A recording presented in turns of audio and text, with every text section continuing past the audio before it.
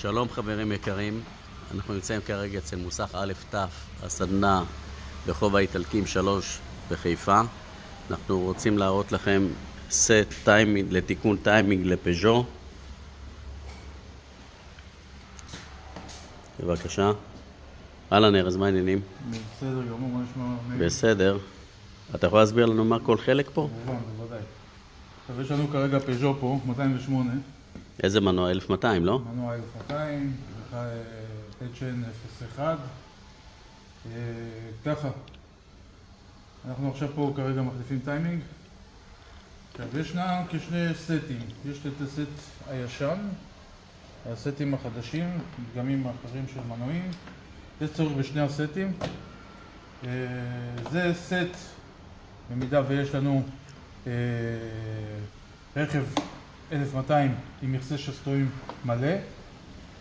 פה בדגם הזה עדיף את הסט הזה, מכיוון שאין צורך לפרק את כל המכסה, את המזרקים, ואז אתם מסתפקים עם גומיות של מזרקים ומסתפקים עם משאבות הזרקה. אין צורך להוריד את כל זה. יש לנו את הנועל הזה שהוא פשוט, לוקחים אותו, מכוונים את הכל, מניחים אותו במקום והוא ננעל פה.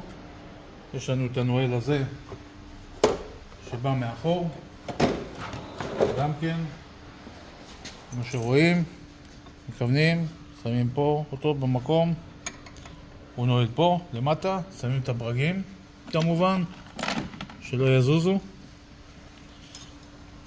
רק שנייה, נשים לכם רק בורג להראות לכם שהוא במקום, יושב. והברגים נועלים, נכון? הברגים נועלים. עכשיו יש לכם גם את המכשיר הזה. מה זה עושה? אתם מקבלים עם הסט. זה אמור לבדוק את רוחב הרצועה. בודקים שהיא לא... זה הרוחב של הרצועה, רואים שהיא בסדר. במידה ובא לכם מישהו שהרצועה שלו לא סדוקה או משהו, אבל אתם רוצים לראות את הרוחב שלו שהוא לא נאכל מהצדדים, אז זה בודק לכם. כרגע היא בסדר, אבל היא סדוקה, היא נאכלה. ויש לכם את הנועל של הקרנק מלמטה, שאתם צריכים לנעול אותו. אוקיי? זה בעיקרון, וזה חוסך לכם את כל הפירוק של הדבר הזה. הבנתי. יפה. אוקיי? זה... תהנו. אז זה פז'ו, איזה? 208. 208. HN01. תודה רבה ארז, בהצלחה. תודה.